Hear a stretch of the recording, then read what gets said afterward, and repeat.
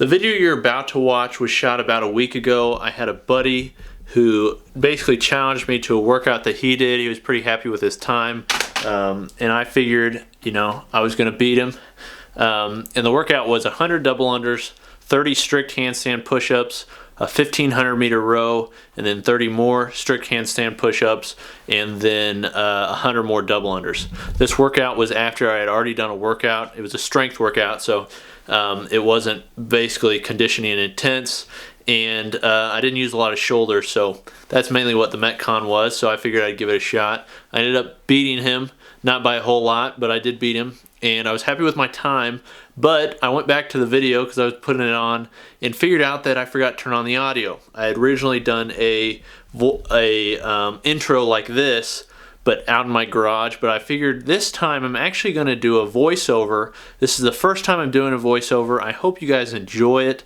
I'm going to talk a little bit about why I'm doing the workout, how I'm going about it, some tips and tricks for some of the movements I'm doing that I've gotten from, some of the top guys in CrossFit. And actually, if you can see my background there, that is the world famous squat rack desk. When I originally posted a picture of that, I got quite a few people on my website, GarageGymReviews.com, and some other things, Instagram and things like that. People were messaging me about it. I'm actually going to do a video on that later, but I hope you guys enjoy the voiceover. I hope you enjoy the video, and without further ado, here is the Metcon. Okay, welcome. This is actually, like I said, my first voiceover. I hope you guys enjoy it. I always enjoy watching videos when they actually talk about the things they're doing. But just to start off, this is 100 double unders that I'm doing right now. I'm going to go into 30 handstand push-ups and then do a 1500 meter row and then go back down through the handstand push-ups and the double unders.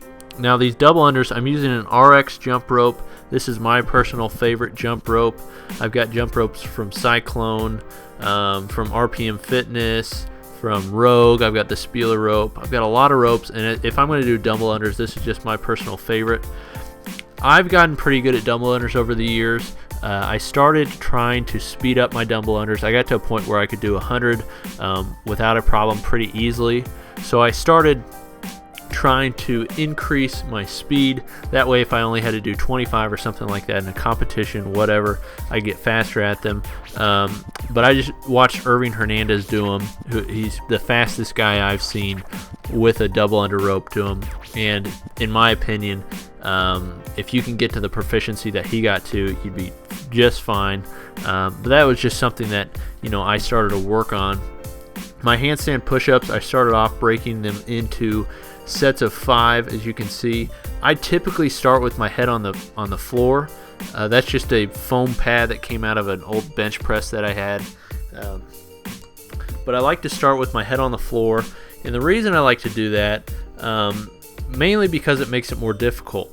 If I'm in a competition or something, or it's getting real tough, as you'll see, I'll start with my head actually in the basically locked out position. It would be as if you're doing a bench press starting on your chest. Okay, that's kind of how it is. If you're starting on the floor, you don't have that kinetic energy. I just like doing that because I'm not doing this for a competition or anything like that. I'm just doing this for my own work, and if I'm going to work for myself, I'm not going up against anybody. I want to make it as hard as possible. As you can see, it's getting a little bit more difficult. This first round of 30, I did okay at.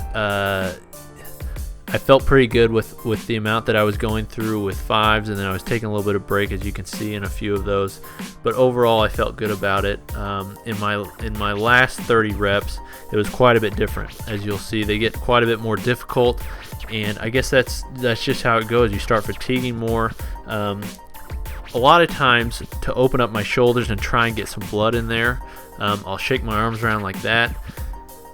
I don't know if that actually does anything. It may just be a placebo effect, and if that's the case, well, that's fine as well. But I've watched a lot of guys in the games do it, or a lot of guys and gals in the games do it, and so I started to try it, and it felt good to me, so I kept doing it. My feet placement, as you can see, I try to keep them close together. Really, if I was going to redo this after watching the video, I'd try to keep them closer together. Gymnastics is all about keeping a tight body, keeping your center of mass as close as possible. And when you let your legs fly out like that, even if it's just a little bit, you're actually losing some, I guess, tightness and power that you could be gaining. So if a suggestion to you guys would be, keep your legs as tight as possible and point your toes upwards. That's something that Carl Paoli talks about in his book Freestyle. It's a hardback book. It's a pretty good book.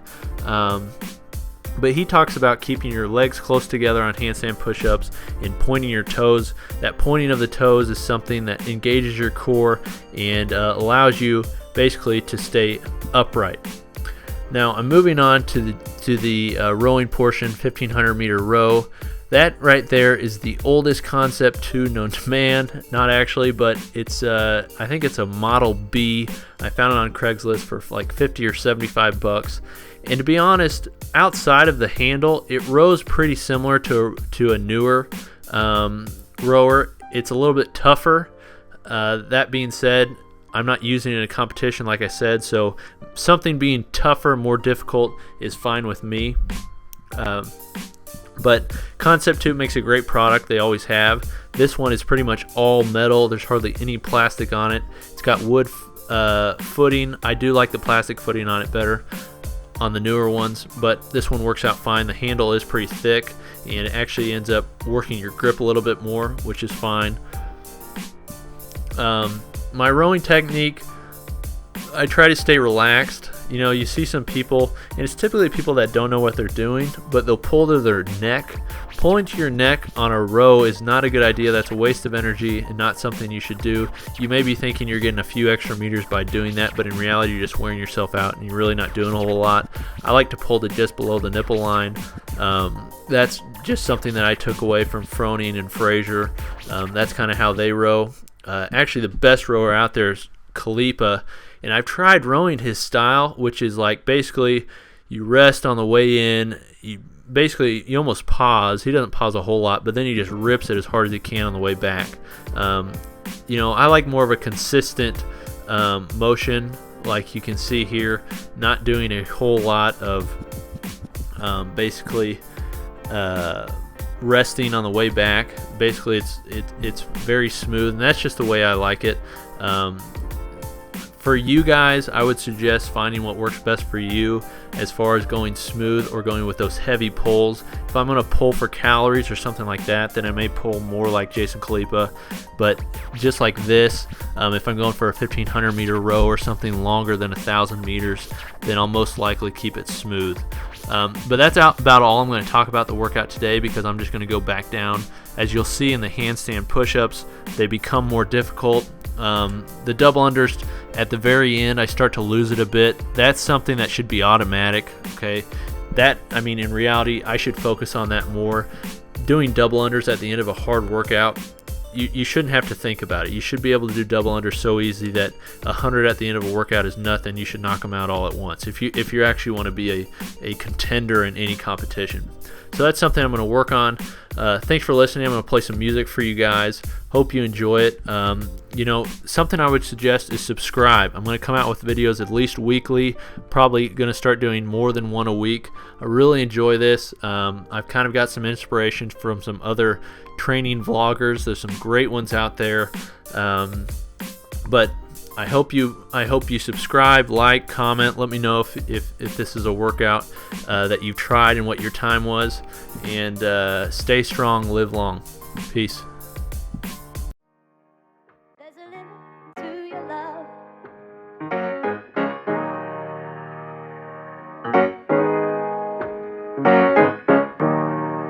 Like a map with no ocean.